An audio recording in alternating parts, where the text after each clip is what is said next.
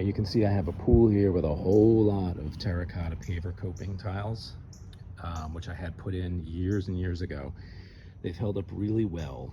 Problem was, the guy who put them in originally put a sealer on top of everything, on the tiles here, all along, you know, and it caked up and looked hazy and flaky. And there's sections here I haven't fixed yet that you can kind of see it, where it just gets really grungy looking, like that. So how do you get all this crap off?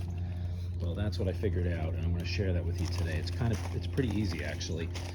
I struggled with using harsh chemicals like xylene that'll strip the skin off your body and a few other things. Don't do that. Too harsh. You'll cause lung damage, nerve damage, and everything else if you don't use a respirator. So the easiest fix I found here without dripping chemical into the pool is you want to use a paste, a cabinet stripper basically, that works on wood, metal, and masonry. This is the one I used. I got it at Lowe's. You put it on with a brush, very easy. Leave it on for a half hour, and then wipe it off with rags, right? Just get a big bag of rags. And then you just, you know, once you're done getting all of the film off, just put some, you know, use some after wash and just kind of clean it up so it's not sticky. Make sure you wear chemical resistant gloves while you do this. And if you need any mortar repair in between cracks, things like that, I found this stuff, which is fantastic. Mix it like pancake batter to all different consistencies. You can fill every type of crack along the pool, holes, gaps, anything like that. There's some I haven't fixed yet, but I had some pretty sizable gaps along here, and you know, I filled them up with that mortar. You know, you can pour it in very, like I said, different consistencies. I had holes all in here, so I made it a little thinner and just poured it in, and it looks pretty good, you know. So anyway, here we go. So basic idea, you just take your brush, and I'll show you on a section here that I haven't done yet. We can just do it right here, actually, so you can see all that haze and film here. So if you just take like any brick here, right, just put it on a decent coat. Doesn't have to be super thick either, because this stuff is great, right? Just like that. And I work in pretty large sections. You know, you can do like, I'm not going to do it right now because I don't have that kind of time, because I want to get the video done, but you know, I can do a really large section. You know, I'll do that whole section, all of this that I haven't finished yet, up to about here. That'll take me about 15 minutes to brush it, leave it on for a half hour, right? And then come back and you can just wipe it all off. And then, like I said, when you're done wiping everything down nice and clean, you can use the after wash, you know, and just go back over everything, get all the last sticky stuff off. You just use rags with that. Just wet some rags with that and just go over it.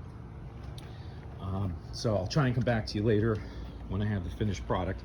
But I've done all these sections already, and you can see the difference. I mean, these stones are right back to where they were.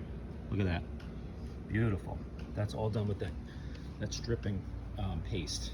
So I'll give you a couple other sections here too, so you can see there's nothing left. This is back to its original form, which is what it should have been. And it's non-slip, you know. I didn't go through great pains to, by the way, to take sealer out of the cracks, because first of all, it doesn't look bad if there is any there. If you take some off when you're doing this, no problem. But if there's some left in there, that's not a bad thing, you know, because the cement is more porous, obviously, probably more susceptible to chemicals and things like that.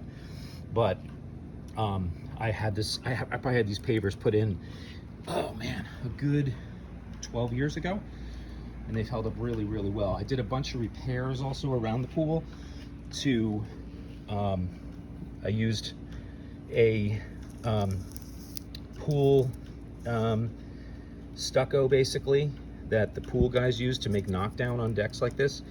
I just used some of that to fill in holes, and then I used my original deck stain, you know, solvent-based deck stain that I still had some of, to repaint. And if you notice here, I put some channels. I kind of cut some channels in here too. Not channels, but it, you know, it kind of straightened out the edges a little bit, made it look a little cleaner, which you can do too. You can see a little more of the edge there, just to kind of make more of a break. So that's kind of what the finished product will look like. I'll try and shoot another video here and see if I can fuse these videos together at the end, and we'll go from there. But I'll show you what happens here already. I've only been talking, what, maybe 5 minutes since I put this on. You can see how it already hazed up, and it's pulling all of that flaky solvent-based sealer off.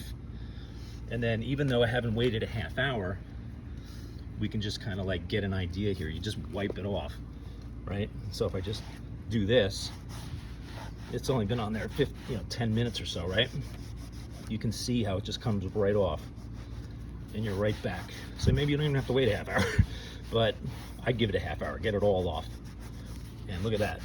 It just comes right down to I mean, look at the before and after there. Just these two bricks side by side, right? That's how you get there. Pretty easy. Just wipes right off. Okay? And like I said, clean it up with this after the fact. Put a little bit on a rag and just, you know, wipe that down. I don't want to do it now because I need 2 hands for that. But you see the difference? Look at that. That took no effort whatsoever. Now, it's a little time consuming, obviously, especially when you have as much brick as I do. But, you know, it's worth it. It looks great when you're done. And like I said, just be a little careful that you're not getting this stripper on your deck stains and things like that, because it will pull it up. It is, you know, pretty stringent chemical, but you don't need any harsh safety gear or safety gear to work with it. We're working in the open air out here, obviously, so you're not going to get a lot of fumes to begin with, but it doesn't have harsh fumes like a xylene or a mineral spirits or anything like that paste. So there you have it. Put the time in and you'll get it looking like I said, you'll get it looking more like this, which is a massive improvement over that hazy looking, you know. So good luck, everybody.